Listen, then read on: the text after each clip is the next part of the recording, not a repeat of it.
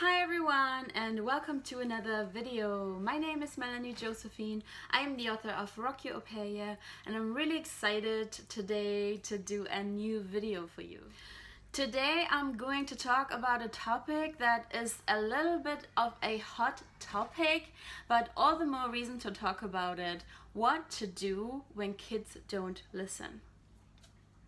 So the reason I'm bringing up this topic is actually because a friend of mine who's working as a nanny recently mentioned to me that one thing that can really stress her out is when the children don't listen, when they misbehave, and when you tell them something while they're misbehaving and they're just not listening. I'm sure if you have children, or if you have worked with children, or if you are working with children, I am sure that you can relate, and I am sure that we've all been there. So one of the things that we really need to stop doing is believing that we are in this situation by ourselves. Yes, of course, in the moment you are in that situation by yourself if it's just you and the children, but what I mean in the big picture is that almost everyone is dealing with this. It is not just you. I think sometimes we believe that we're alone with this problem when we really are not. So, I mean, this is a completely other topic that I believe we should all talk more about what's going on in our lives, what issues we have, because if we just keep them to ourselves and we're hiding them, we're pretending that we don't have any problems, we don't have any issues, we feel very lonely, we feel very alone with our problem. But let's get to the bottom of this video. What is it actually that you can do when children don't listen? I want to go like all the way back, like something that you can do even before they don't listen. Maybe you think, what are you talking about? Okay, so I've been thinking about this, and I've been thinking about solutions for you, and what is it that you can do to make your life easier. So one of the things that I came up with as I was thinking was, okay, when is looking after children easier or easy? Like, in what kind of state do you need to be for this situation to be easy? And then it immediately came to me. I was like, okay, if I had enough sleep, if I had enough to eat, if I'm in a good mood, then I'm sure we can all agree that if you come into a stressful situation, you're just in a better place to handle the situation. So my advice to you, I know this is not always possible. We don't always get enough sleep. Sometimes when we look after children the whole day, we don't even have the time to eat. But I just want you to keep this in mind. If you can, try to get enough sleep. If you can, try to get enough to eat. Actually, I would advise you to really try hard to make this time, even if it feels difficult, because the children do need your energy. So if you're eating poorly, then you will not be able to give them everything that you're able to give them if you eat well. So you really need to look after yourself so that you can look after the children. And so this is a very important point. Make sure you get enough to eat and you eat very healthy food. And then the third point, to be in a good state, in a happy state. Yes, we all have good and bad days, and that's okay. Don't beat yourself up about it. However, ask yourself, am I usually in a bad state, or am I usually in a happy state? And what can I do to make my life better? What can I do to make my life happier? Because if you do more things that make you happy, then you'll be much more relaxed in those stressing situations. So here's an example. I know we are all different. However, yeah, I'll just give you this example. Let's say you enjoy meeting friends, you enjoy playing tennis, you enjoy going to the movies, let's just say this. And when you finish work, those are the things that you do. So those are the things that energize you because they make you happy.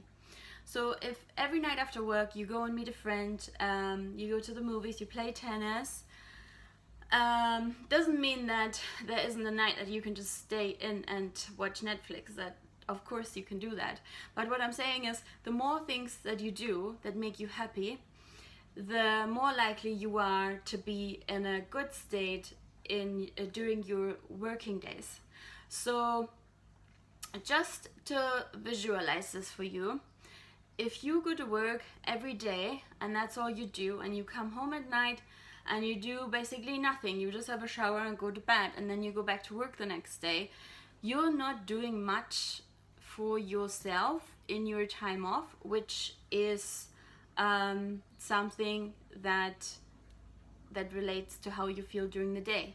So you just have to think about that. If you have those days, or if you have those weeks, and I'm sure we've all been there, where we feel like we have so much work, we have so much to do, that we don't have any time to do anything for ourselves, we really need to make this time, because when we make this time, that's when we release some of the stress. Now, when it comes to the actual situation, the actual moment when the kids don't listen, and this video is called What to Do When Kids Don't Listen, look at the situation from different angles. So one point to look at it is, what is their intention? Let's say the children are playing, but it's time to go home because you need to cook dinner and you need to get on with the routine, and you say, kids, we need to go now, and they're saying, no, I don't want to, I just want to keep playing, I'm staying here, I'm not coming with you. And you're like, ah, great. And of course, it's not a great situation for you. You have to drag them out of a place where they don't want to leave. But put yourself in their situation. Why do they want to stay? They want to stay because they're having so much fun. They're not saying no to you because they want to annoy you. That is not their intention. So as long as you can go to the root of the situation and you can ask yourself, what is this about? Is their intention positive? And whenever the intention is positive, still try to approach them with in a positive way. For example, you can say to the kids, I know you're having so much fun, but we really need to go now. And you say it in a very firm voice. Not to yell at them, but to show them that you're serious. And yeah, I know it can all be different. They can still say, no, I don't want to leave. But this is just an example. What I mean is, if you know their intention is positive, don't get angry about something that is not actually against you. Another point that I would like to talk about is pick your fights. Now, you might have already heard about this, because if you want to keep your sanity working with children, you do need to pick your fights. Because there are there are so many situations in a day where children come running to you and they want you to solve a situation. And some of the situations are yours to solve, and some of the situations are theirs to solve.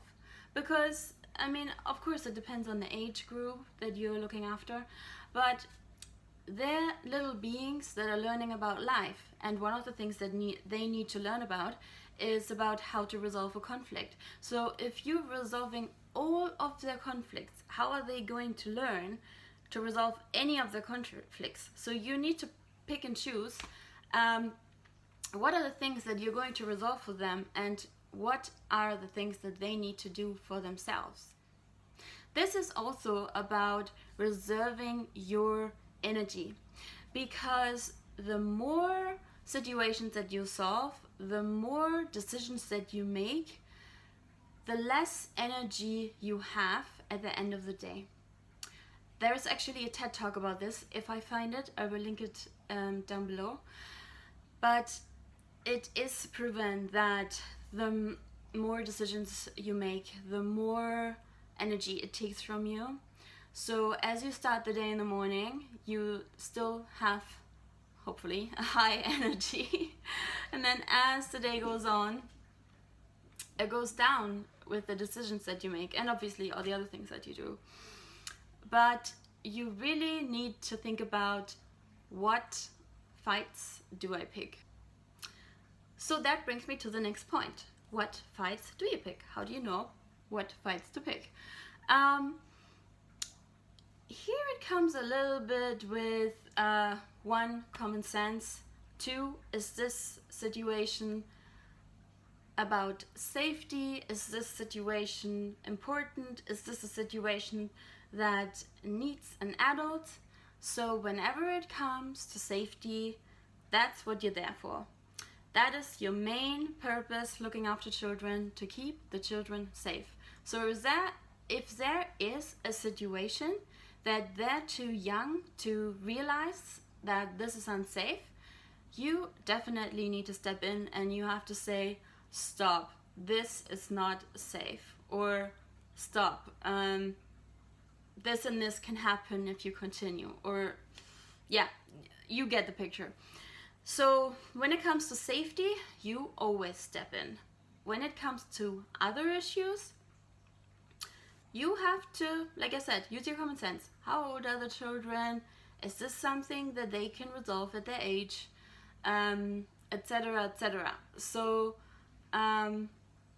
yeah, so this is basically something that you need to do on a day-to-day basis to resolve the conflicts that are necessary for you to resolve, but also to make sure that the things that are not so important, to leave them, to keep your energy up, because it's very, very important for you to keep your energy up when you're working with children.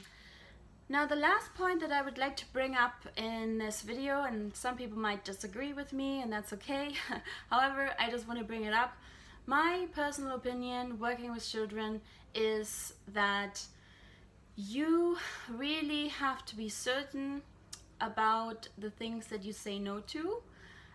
Just like what I was talking about before, be certain about the problems that you resolve for the children, and be certain about the ones that they can resolve themselves. But what I'm actually trying to get at is that if you say no to the children all day long, let's say the day goes like this, no, don't touch this, no, you can't do this, no, I don't want you to do this. Just put yourself into the situation of being that child. Do you want to hear no all day long? Do you want to be the person who can't do anything? So if you say no to the children all day long, it is actually very likely that they will stop listening to you, because they already know what you're going to say.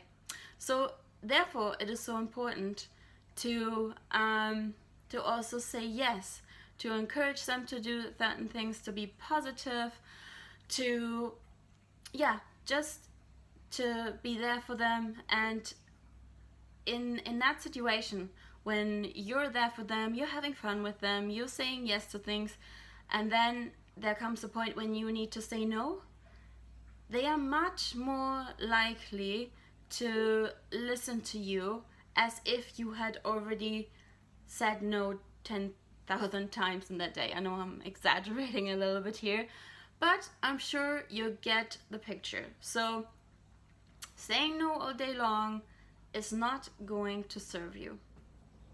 I hope you enjoyed today's video. If you have any tips, any advice about this topic, how else you can just keep it up when kids don't listen. Please comment down below. I would be really interested in your advice, and I'll see you in the next video. Bye!